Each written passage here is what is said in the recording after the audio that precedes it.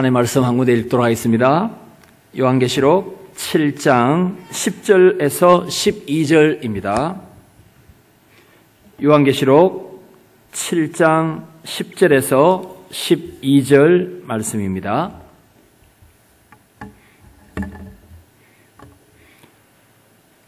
합독하도록 하겠습니다. 요한계시록 7장 10절에서 12절 같이 읽습니다. 시작.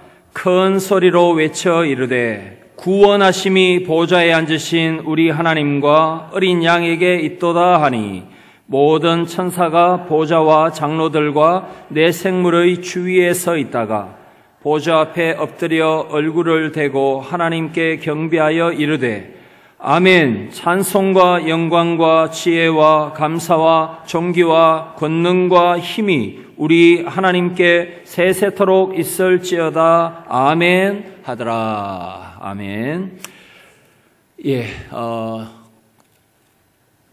화면을 한번 계속 한번 넘겨주시겠습니까? 3장 끝에 라오디게아 교회 그 다음 장면 한번 넘겨주시면 감사하겠습니다. 오늘 역시 화면을 보면서 4장부터 한 11장까지 살펴보도록 하겠습니다. 요한계시록은 박해 가운데 있던 터키의 7교회를 하나님께서 위로와 소망을 주시기 위해서 기록된 성경의 마지막 결론입니다. 터키에 있던 2000년 전의 교회에게만 적합한 것이 아니라 2016년 7월 마지막을 살고 있는 우리에게도 동일한 위로와 소망의 메시지로 하나님께서 주신 말씀입니다. 오늘 우리가 조금 전에 찬송을 드렸는데 우리 목사님께서 아주 탁월하게 선곡을 하셨습니다. 대부분의 찬송이 계시록 5장과 가끔 4장 그리고 7장, 19장에 있는 찬송입니다. 계시록의 찬송이 무려 16개 있습니다. 그런데 오늘 아버지 하나님, 성부 하나님께서 조금 섭섭해 하셨을 것입니다. 왜냐하면 어린 양 예수 그리스도를 높이는 성자 예수 그리스도에게 초점이 한 80% 정도 있었기 때문입니다. 우리가 살펴볼 계시록 4장은 성부 하나님께 영광을 돌리는 게 초점이고 5장은 우리가 오늘 많이 찬송을 드렸던 어린 양 예수 그리스도를 높여드리는 찬송이 되겠습니다. 그 다음에 우리가 읽은 이 계시록 7장은 구원하심이 보좌에 앉으신 하나님 아버지와 어린 양 예수 그리스도에게 있도다. 성부 성자 그리고 우리에게 구원을 주시는 성령 하나님과 관련된 찬송이기도 하고 좀 전에 할렐루야 들어가는 찬송을 부른 거 기억나십니까? 신약에서 유일하게 할렐루야가 등장하는 계시록 19장에 있는 찬송입니다. 할렐루야가 마태복음부터 계시록 18장까지 한 번도 안 나오다가 19장에 1에서 6절에서 4번이나 등장합니다. 그래서 오늘은 주로 5장과 19장 찬송을 저희들이 많이 불렀습니다. 이런 찬송은 계시록에 이미 다 나와 있는 가사에 곡을 붙이지 않습니까? 이 노래야말로 새 노래입니다. 구원과 회복과 재창조와 새롭게 하시는 하나님의 은혜를 창조하는 것인데 이런 내용이 가스펠송에 머물러 있고 찬송가에 안 들어왔다는 것은 참으로 아쉬운 일입니다. 이런 찬송이 다 지금 찬송가에 들어와야 되는데 안 들어온 게 너무 의아합니다. 혹시 라오디게아 교회 옆 뒤에 화면을 넘겨주실 수 있겠습니까? 제가 해야 됩니까, 목사님? 제가 거의 큰맹 수준이라서 그런 것 같습니다. 이 장면입니다. 7교회에게 편지를 쓰고 난 뒤에 4장 1절에서 이제 4장 들어갑니다. 하늘에 음성이 나서 밤모섬에 있던 요한에게 이런 말씀을 합니다. 4장 1절에 보시면은 하늘에 열린 문이 있는데 내가 들은 바 처음에 내게 말하던 나팔 소리 같은 그 음성이 이르되 이리로 올라오라. 이후에 마땅히 일어날 일들을 내가 내게 보이리라 하시더라. 계시록 1장 10절에 밤모섬에서 주일에 주의 날에 주일에 일요일 말입니다. 주일에 1장 10절에 보시면은 요한이 밤모섬에 있는데 갑자기 뒤에서 나팔 소리가 났습니다. 트럼펫 소리가 나서 이게 무슨 소리인가라고 생각하고 뒤를 돌아보니까 예수님이 이렇게 나타나신 것을 보았습니다. 이게 주일이었습니다. 이 똑같은 나팔 소리가 이제 다시 들려서 하늘에 성령으로 감동을 받아서 하늘에 요한의 영이 올라갑니다. 요한의 몸이 올라간 것은 아닙니다. 요한의 몸은 여전히 밤모섬에 있습니다. 그런데 이제 올라갑니다. 영이 환상을 보러 올라갔다라는 것입니다. 하늘에 열린 문이 있죠. 요한의 영이 올라가서 봅니다. 뭘 보느냐면 이 장면입니다. 이 그림은 제 그림이 아니라 인터넷에 그냥 공개된 자료이니까 여러분 원하시면 가져가시면 됩니다. 혹시 궁금해서 사진을 찍으시거나 이렇게 하실 필요는 없습니다. 여러분, 저 장면은 하늘의 예배 환상의 장면입니다. 붉은색 그리고 약간 녹색 계열의 둥근 무지개가 보이십니까? 제일 위에. 무지개는 창세기 8장과 9장에 다시는 세상을 물로 심판치 않겠다라는 하나님의 세상 보존을 위한 약속의 정표가 되겠습니다. 무지개 언약입니다. 다시는 홍수로 세상을 심판치 않겠다. 하나님의 언약을 상징하는 것이 무지개입니다. 그런데 저 무지개 아래에 굉장히 밝은 빛이 있죠. 저기가 어디냐면은 보좌입니다. 하나님의 왕좌, 하나님의 의자, 왕의 의자, 보좌. 보좌는 하나님의 통치, 하나님의 왕권을 상징하는 아주 중요한 것인데 요한계시록에 무려 28번 정도 보좌라는 말이 등장합니다. 그만큼 요한계시록은 하나님의 왕되심을 강조하는 내용이다라는 것입니다. 그런데 저 빛난 보좌에 누가 계시냐면은 하나님 아버지와 어린 양 예수님께서 계십니다. 그러면 성부 성자가 보좌에 같이 계시죠. 보좌를 성부와 성자가 공유하십니다. 예수님도 하나님이십니다. 그런데 성부 성자 성령, 그러면 성령은 어디 계시냐? 한 분이시지만은 다 좀 이렇게 독립적으로 묘사되어 있는데요. 저 둥근 무지개, 언약을 상징하는 무지개 앞에 보시면은 붉은 등불 같은 게 7개 있습니다. 7 영, 바로 저 7 영이 성령님이십니다. 성령의 별명이 7 영인데 스가랴 3장 9절, 스가랴 4장 10절에서 7 영, 7 눈, 7 성령님을 7 눈, 7 영으로 설명하는 것을 볼 수 있습니다. 결국은 성부, 성자, 성령 하나님께서 보좌에서 통치하시고 7 영이신 성령 하나님은 온 땅에 하나님의 통치를 실현하시기 위해서 예수 그리스도의 구원과 죽으심과 부활의 능력을 온 세상에 적용하시는 사역을 성령께서 하시는 장면입니다. 그런데 저 보좌 앞에 보시면은 네 생물이 있습니다. 제가 볼 때는 이쪽 왼쪽이죠. 제일 왼쪽에 보시면은 무슨 생물이 있습니까? 제가 볼 때는 이쪽에 사자가 있습니다. 오른쪽에 날개 3개, 왼쪽에 날개 3개. 근데 날개를 쫙 펴면 눈이 막 박혀 있습니다. 앞뒤로, 날개 앞뒤로. 날개가 6개 달린 것은 이사야 6장에서도 나옵니다. 그런데 날개에 왜 눈이 박혀 있냐면은 좋은 의미로 눈치 빠르다라는 것입니다. 눈치 빠르게 하나님의 뜻을 깨달아 하나님을 찬송하고 하나님을 예배하고 하나님을 섬기는데 달인들입니다. 달인들. 사자가 있습니다. 두 번째 생물은 어떤 동물입니까? 소입니다.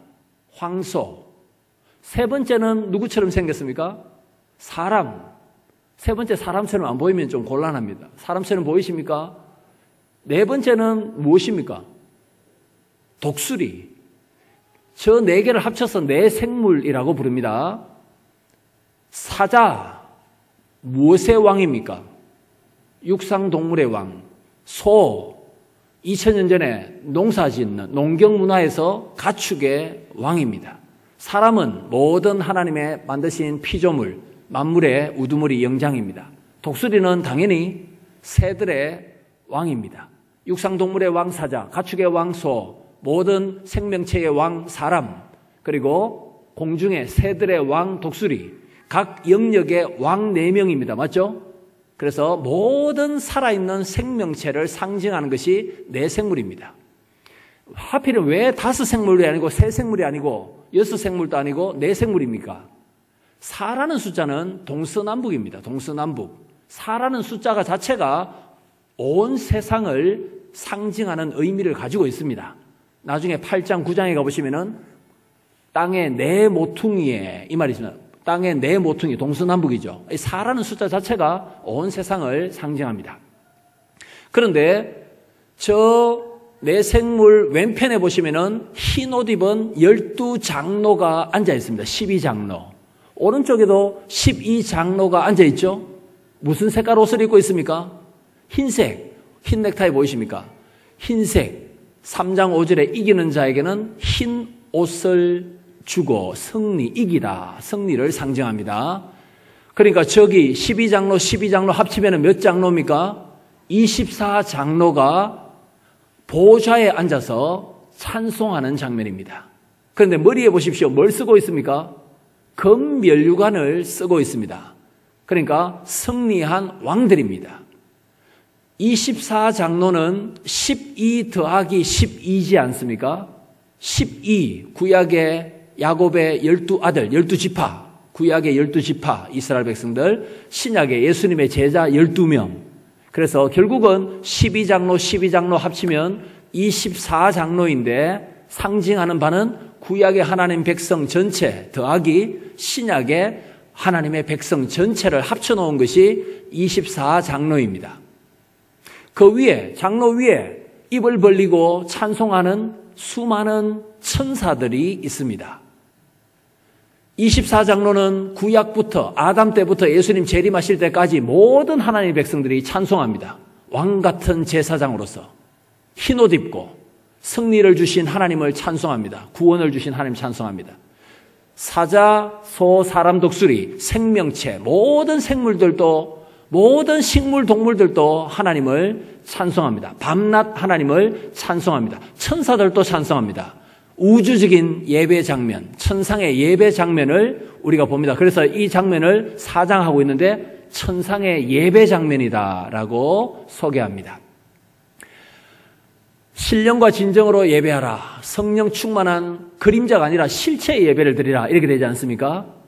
요한복음 4장 23, 24절에 우리는 이 천상의 예배 장면으로부터 주일에 어떤 예배를 드려야 되는가를 교훈을 받을 수 있습니다. 저 예배는 철저히 하나님 중심 예배고 사람에게 초점은 전혀 없습니다.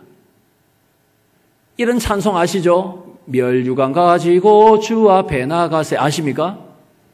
24장로들이 쓰고 있던 멸류관을 벗어서 보좌에 계신 대왕이신 하나님의 보좌 앞에 멸류관을 내려놓습니다. 진정한 참 왕은 하나님이십니다. 우리는 왕 같은 제사장일 뿐이고 대왕이신 하나님의 뜻을 실천하는, 하나님의 뜻을 깨달아서 실천하는 작은 왕의 자녀들일 뿐이지 하나님이 온 세상의 왕이십니다. 이런 고백이 바로 멸류관을 내려놓는 장면입니다. 그것도 계시록 4장에서 나온 찬송입니다. 생물들도 찬송합니다. 그러면 24장로와 내 생물이 어떤 찬송을 합니까? 4장 8절, 4장 11절 여기 보시면은 찬송이 나오죠. 거룩하다 거룩하다 거룩하다 주 하나님 곧 전능하신 이여 전에도 계셨고 이제도 계시고 장차 오실이라. 성부 하나님이십니까? 성자 예수님이십니까? 4장은 성부에 초점이 있습니다. 이제도 계시고 전에도 계셨고 장차 오실 이. 계시록 1장 4절에도 있는 표현입니다. 계시록 1장 4절에도 이제도 계시고 전에도 계셨고 장차 오실 이 성부시고 4장 8절에도 이제도 계셨고 전에도 계셨고 장차 오실 이 역시 성부 하나님을 찬송하는 장면입니다. 4장은 아버지 하나님께 찬송드리고 5장은 예수님을 찬송하는 장면 되겠습니다. 그 다음 장면을 한번 보도록 하겠습니다. 보좌에 계신 하나님 아버지께서 안팎에 글자가 적혀 있는 두루마리를 예수님에게 주십니다. 보좌 위에 성부, 성자가 같이 앉아 계시지 않습니까? 그런데 이 두루마리가 쫙 펼쳐진 두루마리가 아니라 안팎에 적혀 있는 두루마리입니다. 보좌의 왕이신 하나님 아버지께서 예수님에게 주시는 두루마리입니다. 왕이신 하나님의 통치 계획서입니다, 이게. 하나님이 온 세상을 어떻게 통치하시는가, 교회를 어떻게 통치하시는가, 우주 만물을 창조하시고 난 뒤에 섭리하시고 붙드시고 어떻게 통치하시는가를 보여주는데, 이 두루마리가 7개의 풀이 붙어 있습니다. 7인으로 닫혀져 있습니다. 7인으로 봉인된데 풀이 7개 붙어 있는데, 어떻게 풀이 붙어 있냐면 다 이렇게 말아가지고 풀을 이렇게 하나, 둘, 셋, 넷, 다섯, 여섯, 7개 이렇게 봉인된 것이 아닙니다. 이걸 나중에 예수님이 받아서 떼시거든요. 만약 이렇게 7개 붙으면 첫 번째 인을 떼면 이렇게 되죠. 이렇게. 맞죠? 두 번째 인 떼면 또 이렇게 되죠. 찢어지고 이게 내용이 개봉이 안 됩니다. 세 번째 인 또 이게 뭐 내용이 안 되죠. 그죠? 그래서 어떻게 되어 있습니까? 조금 말아서 양면 테이프 붙이듯이 한 개 붙이고, 조금 더 말아서 두 번째 풀, 세 번째 풀, 이해되십니까? 네 번째 풀, 다섯 번째 풀, 여섯 번째, 그 다음에 다 말아서 7번째 풀을 붙여놨단 말입니다. 그런데 이제 뗄 때는 이게 첫 번째 인이 되겠죠? 이 인을 예수님께서 6장에서부터 떼십니다. 6장에 보시면. 이 첫 번째 인을 떼니까 내용이 이렇게 개봉되고, 두 번째 풀을 떼시니까 내용이 더 개봉되고, 이해되십니까? 세 번째 인, 네 번째 인, 다섯 번째, 여섯 번째, 7번째 인 다 펴지죠. 그죠? 이 다 펴진 것을 10장에 가보시면 요한아 먹으라. 말씀을 먹으라.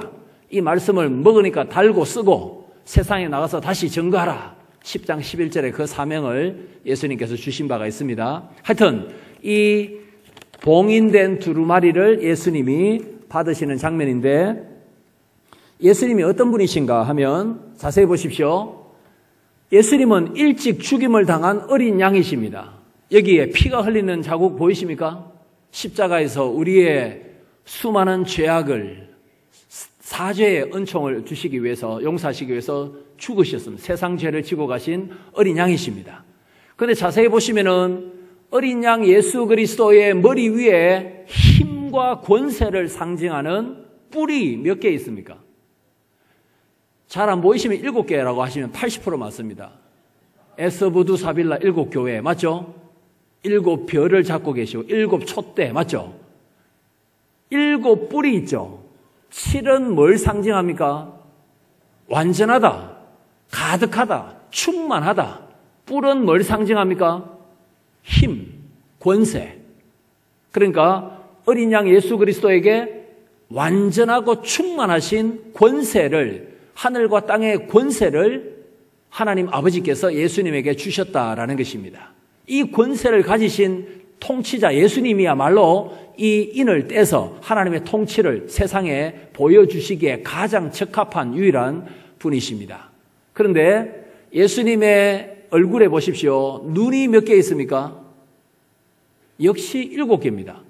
저걸 보고 아이고 예수님 돌연변이다, 돌연변이. 눈이 2개 있어야 되지 무슨 눈이 7개, 유전자 변형인가, 지금 이렇게 해석하면 안 된단 말입니다. 7은 완전하다, 충만하다. 7눈, 7영은 조금 전에 말씀드린 대로 스가랴 3장 9절에 성령님을 가리키는 표현입니다. 귀 있는 자는 성령이 교회에게 하시는 말씀을 들을지어다. 2장 3장에 편지에 7번 나옵니다. 그 말이. 귀 있는 자는, 그 귀가 단수입니다. 단수 1개, 귀 1개. 이 말은 영적인 귀. 말씀을 듣고 깨닫고 순종할 준비가 되어 있는 사람은 성령께서 교회에게 하시는 말씀을 들으라. 교회에게, 가음정 교회에게, 에베소 교회에게, 한 교회에게, 교회 안에서 말씀하시고 역사하실 때는 성령으로 나오고, 성령께서 온 땅에, 온 세상에 역사하실 때는 성령이라 나오지 않고 7영 이렇게 구분되어 있습니다. 성령은 교회 안에서, 교회당 안에서 일하실 때 성령. 그러나 온 세상에 활동 무대를 펼치실 때는 7영 이렇게 딱 구분되어 사용됩니다. 그런데 예수님께서 일곱 눈을 가지고 계시니까 성령의 권능으로 일하시는 예수 그리스도라는 뜻입니다. 일곱 뿔 완전한 능력, 일곱 눈 성령 충만하신 예수 그리스도. 저 내용을 고넬료 백부장 집에 가서 가이사랴 바닷가에 가서 사도 베드로가 베드로전서 10장에서 설교를 한 적이 있습니다. 아십니까? 백부장 고넬료 경건했던 자 베드로가 가서 뭐라고 설교한지 아십니까? 하나님께서 나사렛 예수님에게 성령과 능력을 기름 붓듯 부어주셨음에 그가 두루 다니시며 착한 일을 하셨다. 어떤 착한 일을 하셨는가? 병자 치유하시고 악령 들린 자 고치시고 마귀를 내쫓으시고 그런 착한 일을 하셨도다. 하나님 아버지께서 예수님에게 성령과 능력을 기름 붓듯 부어주셨도다. 이게 내용이 사도행전 10장의 베드로의 설교에 나타납니다. 그 다음에 예수님께서 어린 양이실 동시에 어떤 내용으로 등장합니까? 중간에 보시면은 사자입니다. 사자, 왕이다 이 말입니다. 최고 우두머리다 이 말입니다. 힘센 사자, 정복자. 죽임을 당하신, 고난당하신 예수님이시지만은 부활하시고 성천하심으로 하늘과 땅의 모든 군세를 가지신 유다지파의 사자가 되셨도다. 5장 5절에 있는 말씀입니다. 유다지파의 사자, 창세기 49장에 보시면은 야곱이 죽을 때 유언을 남깁니다. 그때 아들 유다지파에게는 호를 줄 것이다. 맞죠? 왕이 등장할 것이다. 유다지파야. 왕의 지파가 될 것이다. 다윗도 유다지파고 예수님도 유다지파고 솔로몬도 유다지파고 왕의 지파는 유다지파입니다. 그래서 계시록 5장 5절에 예수님은 유다지파의 사자시다라고 말씀하십니다. 그래서 5장에서는 어린 양 예수 그리스도를 찬송하는 내용이 가득합니다. 언제 찬송이 일어났냐면은 이 두루마리를 성부 하나님으로부터 딱 받았을 때, 두루마리를 딱 받았을 때 어린 양에게 능력과 부와 존귀가 돌려지기를 원합니다. 일찍 죽임을 당하신 어린 양께서 부와 존귀와 능력을 받으시기에 합당하십니다. 이 두루마리를 딱 받았을 때 가능합니다. 왜 두루마리를 받았을 때 찬송이 일어납니까? 마치 새로운 왕이 등극하듯이 왕의 임명장을 받은 것이나 마찬가지입니다. 아버지 하나님으로부터 권세를 받아서 예수님이 온 세상에 통치하시는 만왕의 왕으로 성천하신 예수 그리스도, 왕이신 예수님을 찬송하는 내용입니다. 이제 이 두루마리를 하나씩 다 떼야 됩니다. 첫 번째 인을 이제 딱 떼겠죠, 그죠? 근데 이 인이 그냥 단순한 풀이 아니라 옛날에는 쇳물 있죠, 쇳물. 쇳물을 딱 떨어뜨리면 굳지 않습니까? 그러면 이 인을, 이 실을 어떻게 하느냐면 떼내는 것이 아니라 작은 망치 가지고 톡톡톡 깨서 깨뜨립니다. 그래서 영어로는 브레이크라 말씀입니다. 인봉을 깨뜨리다. 작은 그 쇳물로 닫혀져 있는 것을 두드려서 깨어서 한 개씩 다 깨뜨립니다. 그걸 떼냅니다. 그래서 첫 번째 인을 떼실 때 이런 장면이 나타납니다. 제일 왼쪽에 보십시오. 무슨 색깔 말이 등장합니까? 흰색. 흰색은 3장 5절에서 승리를 상징한다 했습니다. 이 지금 6장인데 19장에서도 하나님의 말씀이신 예수님께서 흰말 타고 승리하십니다. 19장에 보시면은 우리에게도 흰말을 주십니다. 예수님도 흰말, 우리도 흰말. 교회는 근본적으로 전투하는 교회, 섬기는 교회, 승리하는 교회다라는 것을 믿어야 됩니다. 왜냐하면 우리의 머리이신 예수님이 승리하셨는데 쫄병인 우리는 다 지고 패배하고 그건 이상하지 않습니까? 왕이 승리하셨는데, 대장이 승리하셨는데, 다윗이 이겼는데, 다윗이 골리앗을 죽였는데 이스라엘 백성들은 블레셋 백성에게 계속해서 패배했더라. 이 말이 되지 않는 것입니다. 다윗의 후손 예수 그리스도께서 승리하셨는데, 부활하셨는데, 죽음, 무덤, 권세 이기셨는데, 만왕의 왕이신데 우리도 주님의 권능과 주님의 십자가의 은혜를 입어서 승리해야 된다라는 것을 보여주는데, 흰말 탄 자 오른손에 뭐가 쥐어져 있습니까? 활입니다. 활. 저 활은 시편, 하박국 이런 데 보시면 하나님의 무기입니다. 하나님께서 원수들과 싸우실 때에 활을 쏘아서 원수들의 염통을 뚫으시고 그런 내용이 있거든요. 저 활과 비슷한 모양이 하나님의 그 예배 환상 가운데 보좌 위에 있던 무지개하고 비슷합니다. 무지개와 활은 언약, 승리. 이게 히브리상으로 발음도 비슷합니다. 활과 무지개가. 하나님의 언약의 승리, 약속하신 대로 반드시 이루시는 하나님의 좋은 의미로 하나님의 고집, 하나님의 승리, 하나님의 신실함, 하나님의 능력 이런 것을 상징하는 것이 활이 되겠습니다. 흰말 탄 자는 승리를 상징하니까 예수 그리스도가 되겠습니다. 예수 그리스도가 승리하시는 장면입니다. 이제 두 번째 인을 예수님이 떼십니다. 그때 두 번째 무슨 색깔 말이 등장합니까? 붉은 말입니다. 이 붉은 말은 6장에 보시면은 전쟁을 제하여 버리더라, 화평을 제하여 버리더라 라고 4절에서 말씀합니다. 여러분, 붉은 말 탄 자의 왼손에 뭐가 쥐어져 있습니까? 칼입니다. 칼이니까 전쟁을 상징하죠. 전쟁, 피 흘림. 이 인을 뗄 때마다 무서운 심판이 이제 등장합니다. 전쟁을 보낼 것이다. 하나님의 통치 계획 속에 전쟁이 있습니다.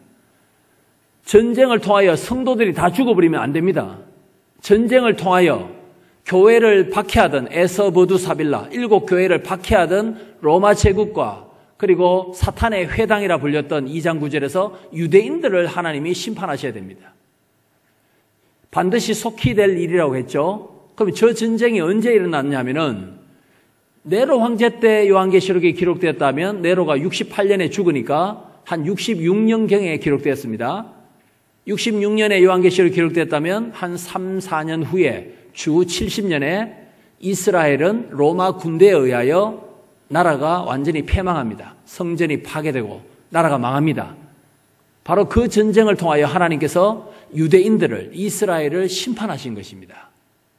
전쟁을 통하여. 그 다음에 그러면 로마는 하나님이 어떻게 심판하셨는가? 68년에 네로 황제가 자살합니다. 자살하고 난 뒤에 최근에 터키에 쿠데타가 일어난 것처럼 네로가 딱 죽으니까 육군 대장 갈바가 쿠데타를 일으켜서 왕이 됩니다. 그런데 이 사람이 1년 후에 피살당합니다. 그 다음에 또 쿠데타가 일어나죠. 오토라는 육군 포스타가 또 황제가 됩니다. 1년 후에 이 사람 자살합니다. 그 다음에 또 육군 대장 비텔리우스라는 사람이 황제가 됩니다. 그런데 이 사람은 1년 후에 또 피살당합니다. 68년에 네로 죽고 자살, 갈바, 피살, 오토, 자살, 비텔리우스, 또 자살. 4명의 황제가 요한계시록에 기록되고 한 2년 후에 4명이 죽습니다. 만약 우리나라에 2년 안에 대통령 2명 자살하고 2명 죽었다, 피살당했다. 우리나라가 극도의 혼란을 겪지 않겠습니까? 이게 바로 로마 제국을 하나님이 속히 전쟁으로, 내전으로 심판하신 성취 사건이다. 이렇게 저는 이해를 합니다. 그 다음에 예수님께서 인을, 세 번째 인을 떼십니다. 무슨 색깔 말이 등장합니까? 검은 말입니다. 그런데 검은 말 사람을 보십시오. 키 170에 몸무게 48kg입니다. 보이십니까? 키 160에 몸무게 32kg밖에 되지 않습니다. 바짝 말라있죠? 왼손에 지금 뭘 들고 있습니까? 저울. 보이십니까? 저울. 저 저울에 밀과 보리를 달아보았습니다. 한 데나리온에 하루 품삯, 한 데나리온 가지고 살 수 있는 밀은 이 컵에 한 컵밖에 없습니다. 한 데나리온으로 살 수 있는 보리는 3컵 분량입니다. 보리가 밀보다 그 당시에 쌌습니다. 여러분, 하루 종일 더운 날씨에 일했는데 일 하루 종일 하고 난 뒤에 살 수 있는 것이 이 컵에 밀 한 잔밖에 없다라면 얼마나 비쌉니까, 이것이? 평소보다 물가가 10배에서 12배 오른 가격입니다. 평균에 보면은. 하루 품삯 가지고 살 수 있는 것이 옛날에 비해서 10분의 1밖에 안 된단 말입니다. 좀 더 쉽게 설명하면 자고 일어났더만 아이스크림 하나가 보통 1,000원인데 그 다음날 일어나 보니까 아이스크림 하나가 12,000원인 것입니다. 학생들이 학교에 가서 밥을 먹는데 평소에 학교 식당에 밥이 3,000원인데 그 다음날 가보니까 36,000원입니다. 점심 가격이. 누가 밥을 사 먹겠습니까? 12배 오른 가격. 왜 이런 물가가 폭등하여 사람이 먹을 것이 없어서 바짝 말라 있습니까? 검은 말. 전쟁 때문에 그렇습니다. 전쟁이 일어나면 농가 밭이 다 불타버립니다. 식량 부족입니다. 하나님께서 구약에 이스라엘 백성이 우상 숭배할 때 세트로 시리즈로 심판하신 내용이 있는데 전쟁이 일어나면 항상 양식 부족이 일어납니다. 양식 부족, 기근. 그리고 전쟁이 일어나면은 시체가 많죠. 그러면 뭐가 발생할까요? 전염병. 그래서 칼, 기근, 역병. 이것은 하나님께서 우상 숭배한 자기 백성을 심판하실 때 사용하신 종합 선물 세트입니다. 칼, 기근, 전염병. 여기도 마찬가지입니다. 전쟁이 일어나니까 먹을 것이 없고 그 다음에 예수님께서 네 번째 인을 딱 떼십니다. 내용이 지금 계속 공개되고 있죠. 무슨 색깔 말입니까? 청황색인데 쉽게 말하면 녹색입니다. 녹색 말 탄 사람 보십시오. 누구처럼 생겼습니까? 녹색 말을 탄 사람의 이름은 사망입니다. 사망, 엄부, 무덤입니다. 죽음입니다. 그러니까 저 녹색이 상징하는 바는 뭐겠습니까? 죽음을 상징한다 이 말입니다. 물에 빠져 죽은 사람 시체를 끄집어내면 무슨 색깔 비슷합니까? 약간 이 녹색기 있지 않습니까? 하여튼 녹색은 실록의 계절, 아 좋다 이렇게 생각하는데 성경에서는 죽음을 상징합니다. 지금 예수님이 인을 몇 개 떼셨죠? 4개를 떼셨습니다. 이제 인이 몇 개 남아있습니까? 3개 더 남아있죠. 이 인을 6장에서 계속 뗍니다. 5번째 인을 떼시는데 그 다음 장면입니다. 제단, 금으로 만든 제단 아래 수많은 순교자들이 흰 두루마기를 입고 있습니다. 6장 11절입니다. 6장 11절. 흰 두루마기를 주시며 이르시되 잠시 쉬어라. 이렇게 말씀하죠. 그런데 저 제단 위에 여러분 제단 위에 뿔이 툭 튀어나온 거 보이십니까? 구약의 성전에 제사장의 뜰에 번제 드리는 거 있죠. 번제단은 금으로 만들었습니까? 노소로 만들었습니까? 노소로 만들었습니다. 황소 한 마리를 몽땅 불태우기 위해서는 번제단의 길이가 한 2.5m는 돼야 됩니다. 굉장히 큽니다. 그걸 금으로 만들기는 무리지 않습니까? 그런데 저 제단은 노 색깔이 아니라 금 색깔입니다. 그래서 저 제단은 번제단이 아니고 성소에 있었던 향단입니다. 향단이다 보니까 저 위에 그림 보십시오. 연기가, 향연이 올라가지 않습니까? 향연은 계시록 8장 1, 2, 3절에 보시면 기도라고 설명이 되어 있습니다. 우리의 기도, 성도의 기도. 근데 저기서는 지금 누가 기도하느냐면은 순교자들이 기도합니다. 목베임을 당한 자, 목베임을 당한 순교자들의 영이 하나님께 기도합니다. 6장 10절에 어떤 내용으로 기도합니까? 큰 소리로 기도합니다. 거룩하고 참되신 대주제여. 대주제의 말은 전능하신 하나님, Almighty God 이 말입니다. 거룩하신 참되신 전능하신 하나님, 땅에 거하는 자들을 심판하여 우리 피를 갚아주지 아니하시기를 어느 때까지 하시려 하나이까? 라고 절규합니다. 우리가 순교당했는데 우리를 죽였던 이 악한 사람들, 이 네로 황제와 유대인들 언제까지 하나님 심판하지 않고 가만히 내버려 두시겠습니까? 라고 이렇게 기도합니다.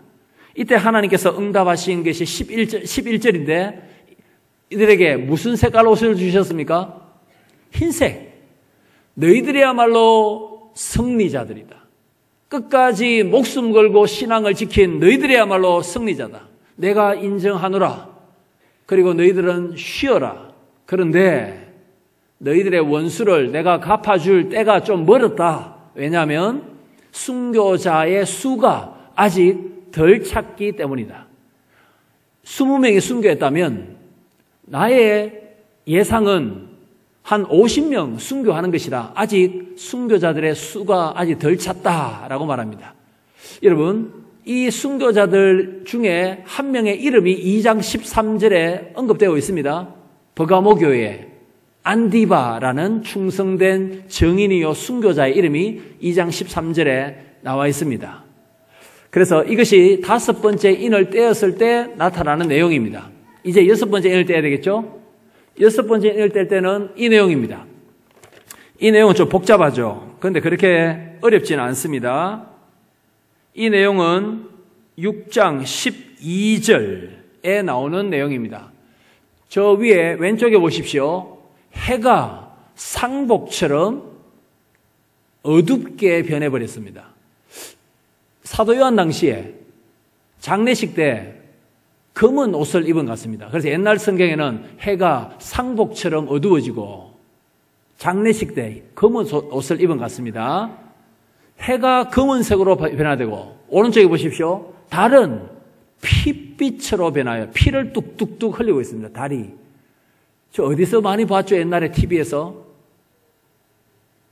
전설의 고향 아닙니까? 전설의 고향. 귀신이 역사하는 자정부터 새벽 2시까지 소복 입고 머리 휙 앞으로 내려가죠. 맞죠? 귀신이 우리가 살아있을 때 더 역사하지. 눈 떴을 때. 맞죠?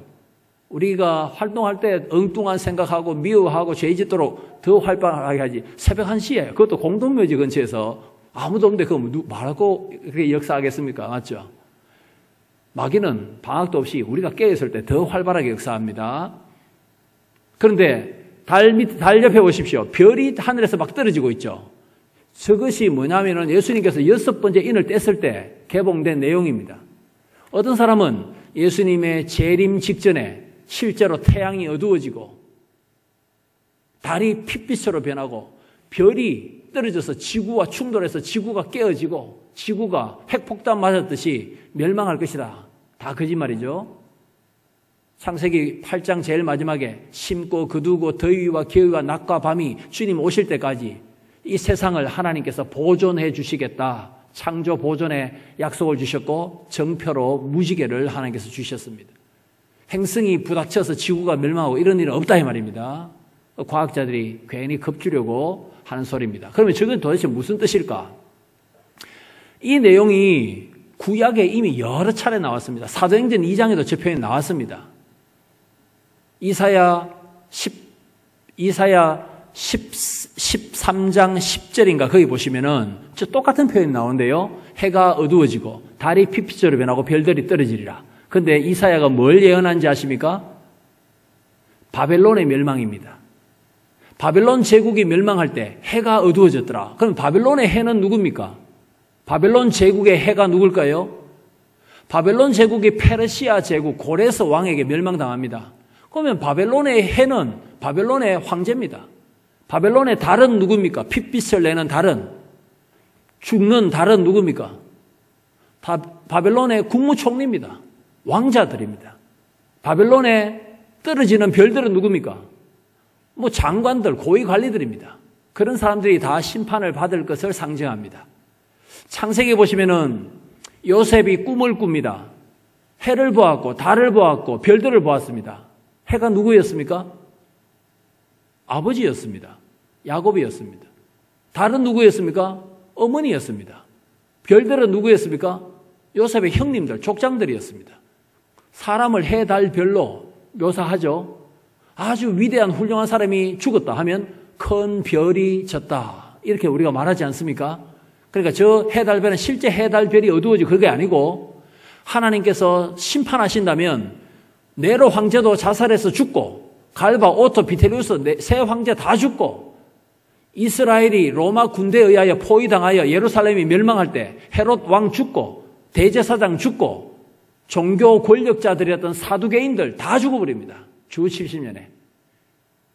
악한 통치 권세자들이 다 하나님의 심판을 받아서 멸망할 것, 그것을 보여주는 내용이라는 것입니다. 이제 인이 몇 개 남았습니까? 하나 남았죠?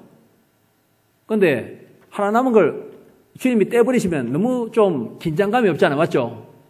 오늘의 성자는 바로 해놓고 2분 끓여야 되지 않습니까?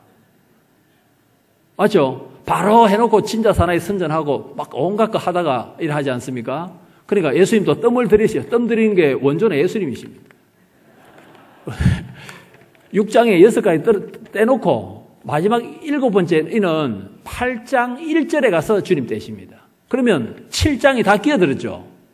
6장에서 6개 떼고 8장에서 마지막 인을 떼시니까 7장이 뭔가 끼어들었죠.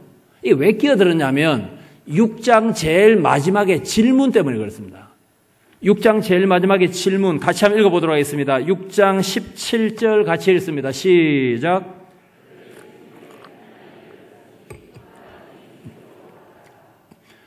사람들이 이렇게 말합니다.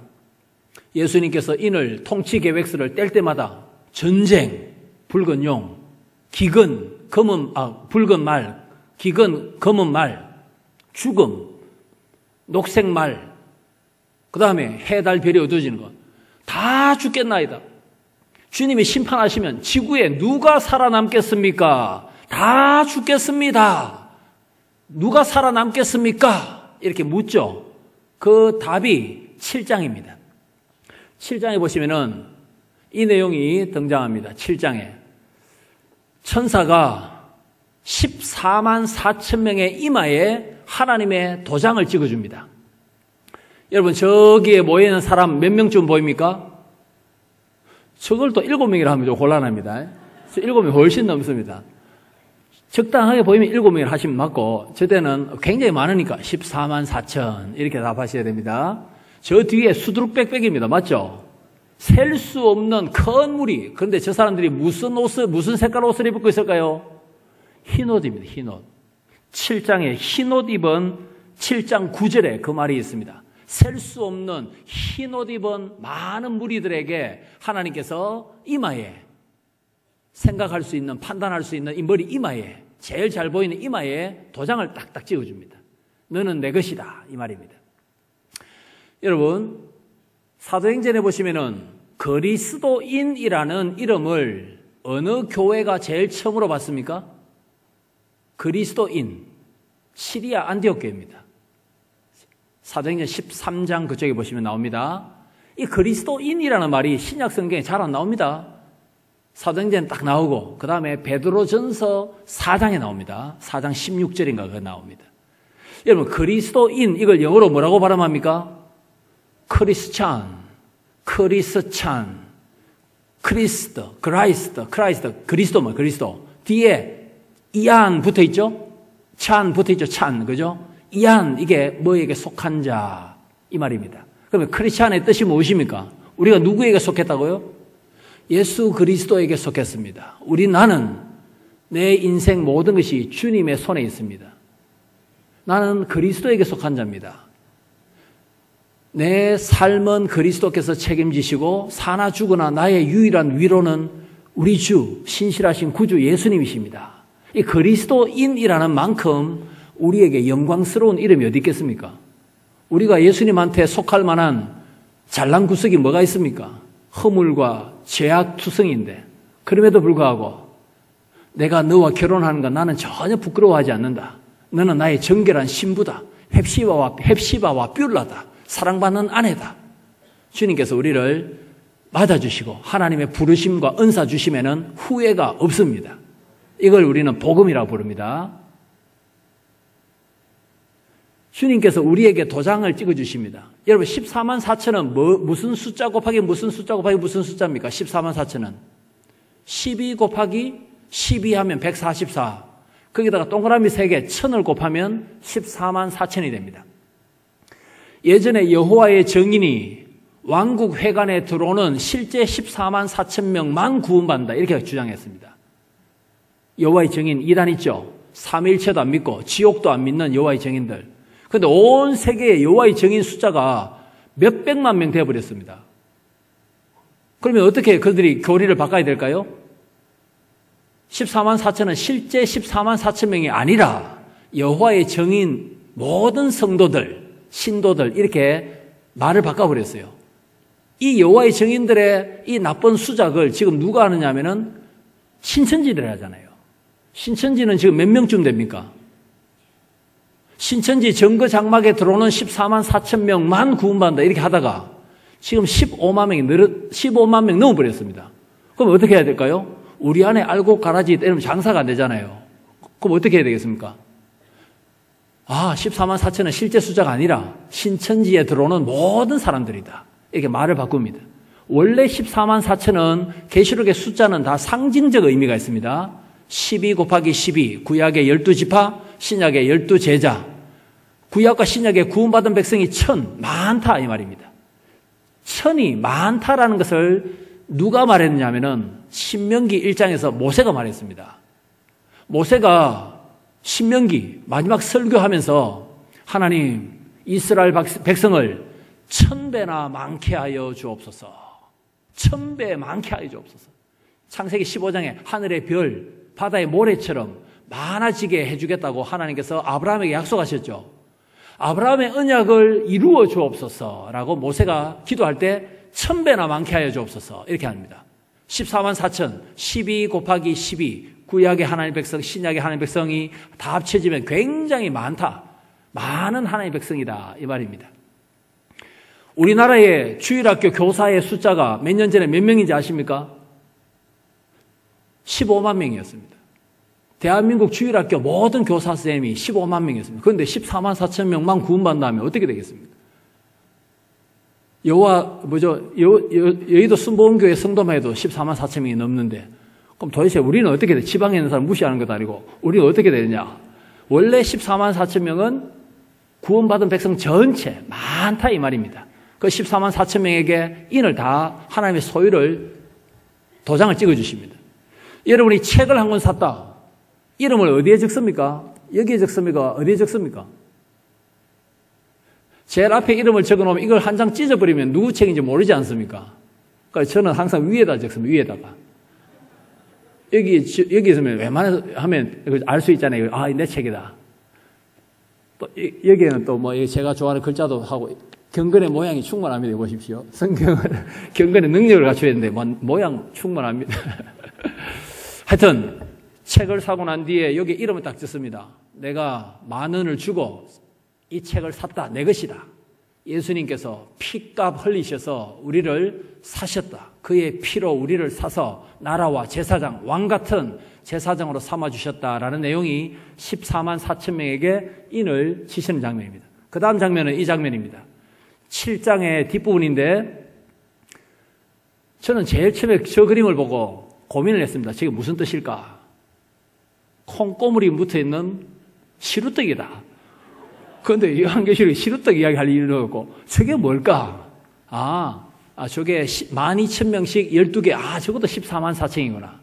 제가 그림을 그렸으면 저렇게 안 그렸습니다. 이스라엘 백성이 광야를 전진할 때 세 지파 맞죠? 여기 직사각형으로 딱 했지. 저렇게 이빨 빠지듯이 저렇게 진을 친 적이 없거든요. 법궤를 중심으로 맞죠? 직사각형으로 진을 쳤지 않습니까? 그래서 저기 오른쪽에 있는 게 밑에 딱 내려오면 딱 맞는데, 그죠? 셀 수 없는 큰 물이 14만 4천명과 똑같습니다. 그런데 놀라운 것은 14만 4천에 저와 여러분이 포함됩니까? 안 됩니까? 당연히 됩니다. 아담 때부터 주님 재림 때까지 이 땅에 살았던 모든 구원받은, 예정받은 하나님의 백성이 다 14만 4천에 들어가는데 흑인이건 백인이건 황인종이건 상관없습니다. 빈부귀천 상관없습니다. 나라와 백성과 열방, 어느 방은 민족, 경계를 다 초월하는 하나님의 백성들이 14만 4천 명인데 이들을 하나님께서 어떻게 돌보시느냐 하면은 7장 제일 마지막에 보십시오. 7장 16절, 17절에 보십시오. 14만 4천 명은 줄이지도 않고 목마르지도 않고 해나 아무 뜨거운 태양이나 아무 뜨거운 기운도 우리를 상하지 못하게 하고 보좌에 계신 어린 양 예수님이 우리의 누가 되십니까? 목자가 되셔서 우리를 어디로 인도하십니까? 생명수 샘으로 예수님을 믿는 자는 그 배에서 생수의 강이 흘러 넘치리라 성령 충만케 하시고 우리의 눈에서 모든 눈물을 씻어 주실 것이다 라고 말씀합니다. 박해받던 7교회뿐만 아니라 우리에게도 예수님이 우리를 구원하시고 난 뒤에 그 다음에는 알아서 살아라 이것이 아니라 내가 너희를 구원했기 때문에 나는 알파도 되지만은 오메가도 된다. 너희의 인생을 가음정교회의 끝까지 내가 책임지는데 내가 친히 목자가 되어서 너희 눈물을 씻어주고 생명수 강으로 인도하고 태양이 너희를 불태워서 죽이지 않도록 구름 기둥으로 덮어줄 것이고 이런 약속이 우리에게도 주어져 있습니다. 요한계시록은 소망의 메시지, 위로의 메시지임에 분명합니다. 이제 시간이 한 10분 정도 남았는데 조금만 더 보도록 하겠습니다. 8, 9장 내용입니다. 8, 9장은 하나님께서 천사 7명을 부릅니다. 천사 7명 이리 오라, 줄 서라. 내가 너희에게 나팔을 하나씩 주리라. 받았던 나팔을 7명 천사가 순서대로 붑니다. 첫 번째 천사가 나팔을 불 때 이 내용이 8장과 9장에 있습니다. 피 섞인 우박이 나옵니다. 피 섞인 우박. 그 다음에 천사가 나팔을 불 때는 황충, 9장에 보시면 메뚜기가 나옵니다. 여러분, 피, 우박, 메뚜기 어디서 봤습니까? 출애굽기 7에서 11장에 10가지 재앙이지 않습니까? 애굽을 심판하실 때 10가지 재앙을 동원했던 그 무시무시한 심판이 계시록에 다시 나옵니다. 이 심판은 7교회를 멸망시키는 심판입니까? 7교회를 핍박했던 악한 세력을 멸망시키는 심판입니까? 애굽에 내려진 10가지 재앙은 고센 땅에 있던 이스라엘 백성에게 내려진 것이 아닙니다. 맞죠? 계시록에 출애굽에 등장하는 재앙과 비슷한 것이 등장하는데 역시 로마 제국이나 유대인이나 이런 악한 핍박자들을 하나님이 심판하시는 장면입니다. 요한계시록은 심판의 내용으로 가득한데 우리가 두려워할 이유가 있습니까? 없습니까? 없습니다. 계시록을 읽고 난 뒤에 두렵도다, 더 두렵도다. 이건 잘못 읽은 것입니다. 악인들을 교회의 복음의 대적을 하나님이 심판으로 재앙을 내리시는 장면이 되겠습니다. 그 다음에 10장으로 넘어갑니다. 여러분, 저 천사, 힘센 천사, 머리 위에 뭐가 있습니까? 무지개는 어디서 봤습니까? 4장의 보좌 위에 무지개가 있고 보좌 위에 예수님 성부 계시고 네 생물 있고 24장로들일 때 그 보좌 있는 거 봤습니까? 예. 보좌 위에 무지개가 있었죠. 무지개는 언약을 상징합니다. 저는 이제 요한계시록이 악한 통치자 네로 때 기록되었다 봅니다. 6대 황제, 로마 황제 네로 때. 네로는 폭군입니다. 네로는 별명이 폭군입니다. The Tyrant. 이게 로마 역사가들이 썼던 책에 나옵니다. 그 폭군 하면 네로. 제2의 네로 하면 도미티안 황제, 12대 황제 이래 됩니다. 네로는 14년 동안 통치했습니다. 54년에서 68년 자살할 때까지. 네로의 통치 스타일은 하나입니다. 마음 내키는 대로 합니다. 기분 나쁘면 다 죽여버립니다. 아내, 스승 세네카, 자기 형 요한 다 죽여버립니다. 기분 나키는 대로. 그러나 하나님은 보좌에 앉아서 통치하시는데 정확하게 통치하십니다. 무지개, 약속하신 대로, 언약하신 대로 하나님의 보좌의 기초는 의와 공의와 사랑입니다. 사랑과 공의로 하나님이 정확하게 통치하십니다. 복과 화를 정확하게 분배하십니다. 이것은 칼빈의 말입니다. 우리에게 불필요한 것, 왕이신 하나님 하나도 주신 바가 없습니다. 칼빈이 30대 중반부터 10가지 질병을 가진 만성질환자 종합병원이 됩니다. 이때 칼빈이 뭐라고 하는지 아십니까? 편지 쓸 때. 나에게 10가지 병을 주셨는데 불필요한 것 하나도 주신 바가 없다. 다 필요하다고 생각했기 때문에 하나님 주신 것이다. 복과 화를 하나님은 정확하게 분배하시는 분이시다. 네로처럼 기분 내키는 대로 통치하시는 분은 아니다라고 고백한 바가 있습니다. 이것을 우리는 섭리신앙이라고 부릅니다. 불필요한 것 왜 하나님께서 우리에게 주시겠습니까? 그런데 이 힘센 천사 보십시오. 무지개, 언약의 통치를 하는데 오른발은 무엇을 밟고 있습니까? 물을 밟고 있습니다. 바다를 밟고 있습니다. 그런데 저 바다가 무엇을 상징하는가? 17장 15절에 답이 나와 있습니다. 많은 물은 나라와 백성과 방언과 족속이다. 이렇게 되어 있습니다. 여러분, 요한계시록을 읽다가 백성, 방언, 나라, 족속 있죠. 좀 전에 우리가 찬송 불렀지 않습니까? 이것은 무엇을 가리키는 표현일까요? 나라, 백성, 방언, 족속. 온 세상, 전 세계, 열방을 가리키는 표현입니다. 그러니까 저 바다가 뭘 상징한다고요? 온 세상을 상징합니다. 실제로 이사야서 10편에 보시면은 섬들아, 바다야, 여호와를 찬송하고 앙망하라. 기억나십니까?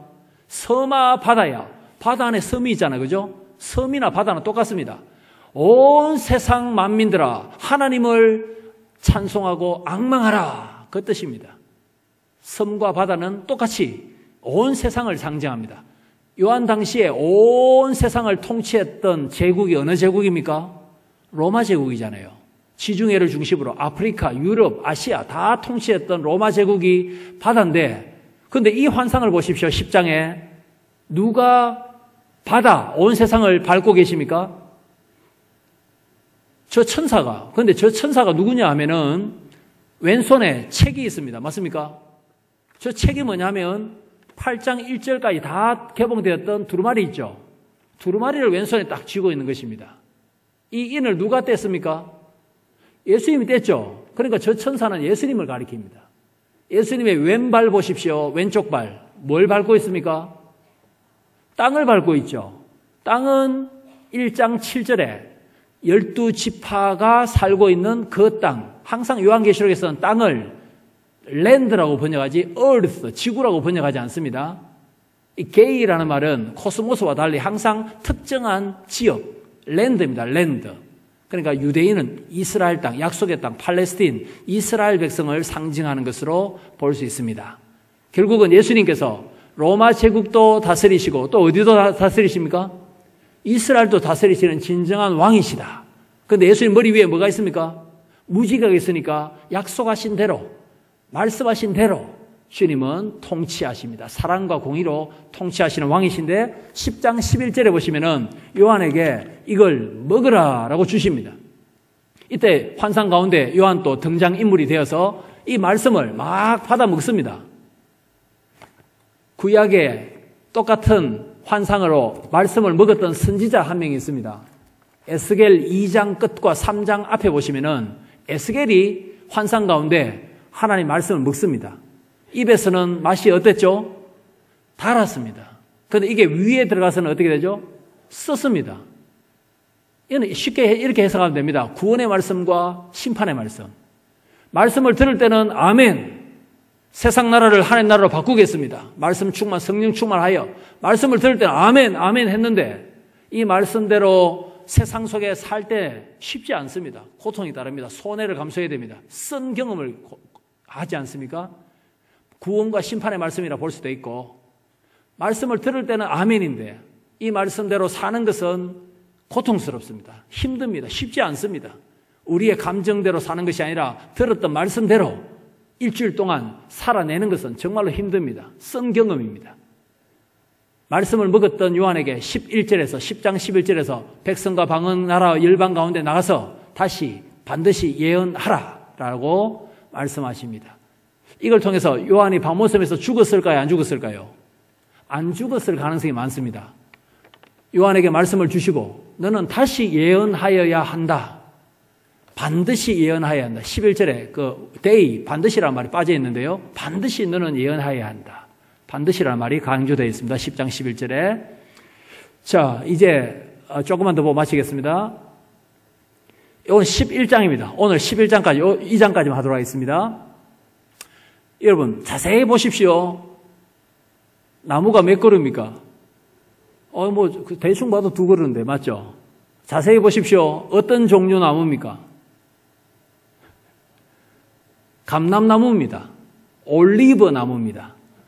올리브 기름이 감람류가 촛대에게 공급해서 계속해서 불이 활활 탈 수 있도록 해줍니다. 촛대는 어두운 세상을 비추는 교회, 성도를 가리킵니다. 1장에서 예수님이 7 촛대 한가운데 서 계셨지 않습니까? 교회와 함께 하시는 예수 그리스도.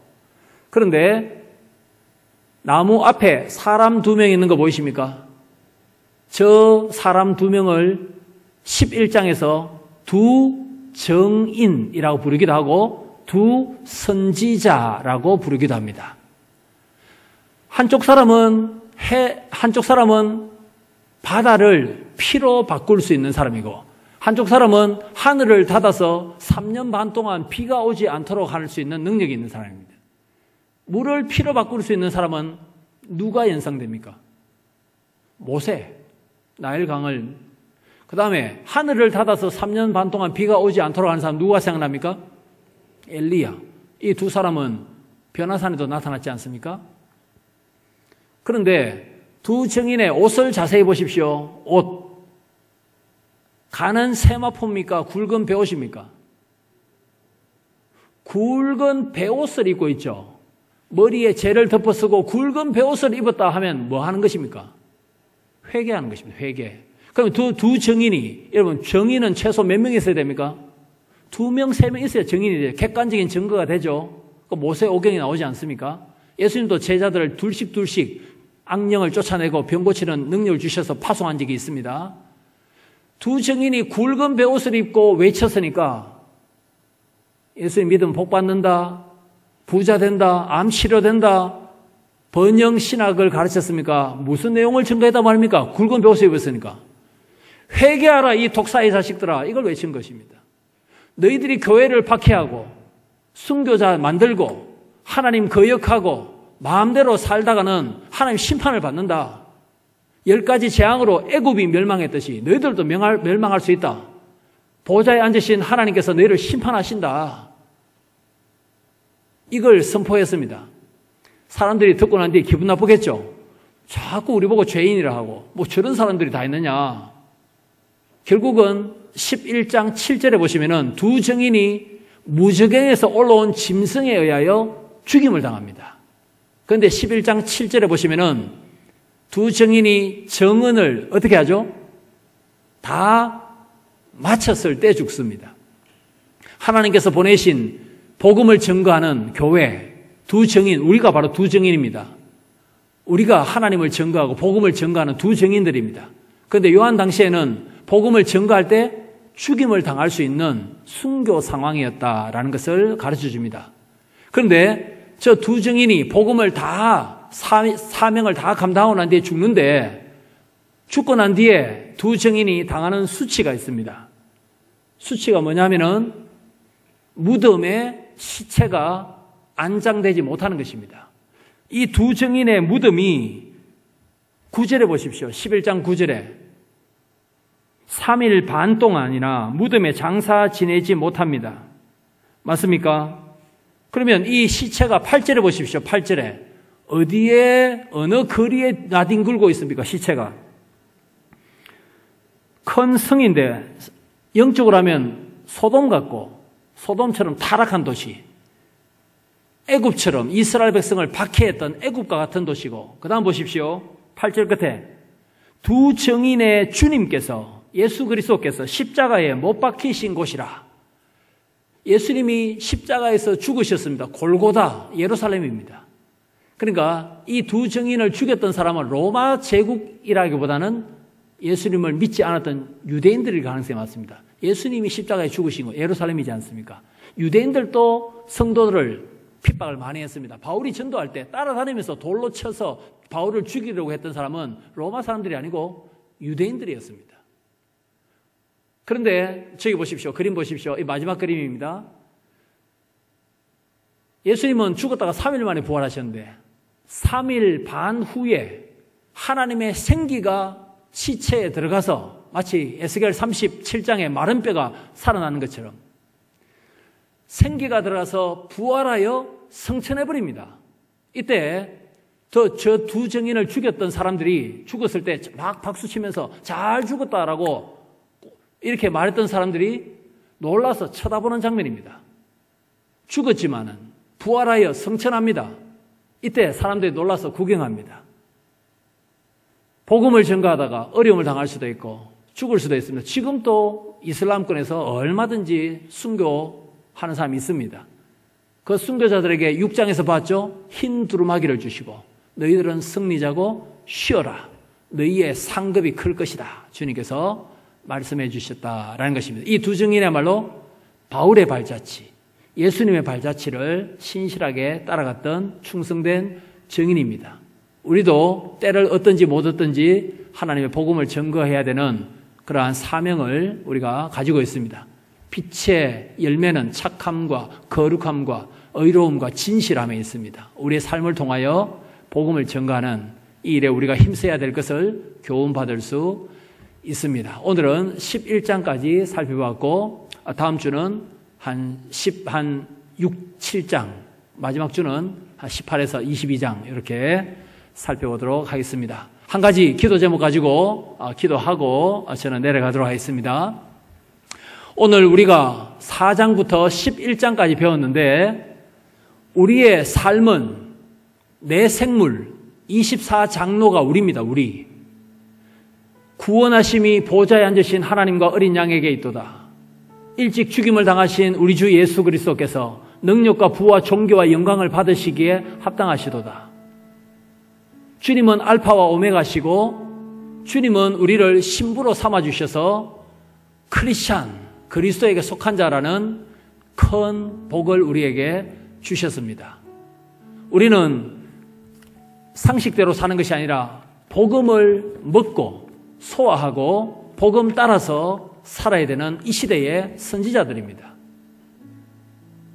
어려움을 당하더라도 주님께서는 다 보고 계시고 흰 두루마기를 주실 것이고 죽더라도 다시 살아나는, 나를 믿는 자는 죽어도 살겠고 다시 우리를 살려주시는 부활과 생명 되신 예수 그리스도께서 우리의 주님이십니다. 답답한 일이 있더라도 힘든 일이 있더라도 기쁘거나 슬프거나 우리의 모든 인생은 정확하게 복과 화를 분배하시는 실수 없으신 예수 그리스도의 통치를 우리가 받고 있습니다. 가음정교회가 이 4장에서 11장에 등장하는 이 모든 복을 마음껏 누릴 수 있는, 이 복을 나누어 줄 수 있는 통로가 될 수 있도록 하나님께서 역사하여 주시옵소서. 주여 한번 부르고 같이 한 2분 정도 기도하도록 하겠습니다.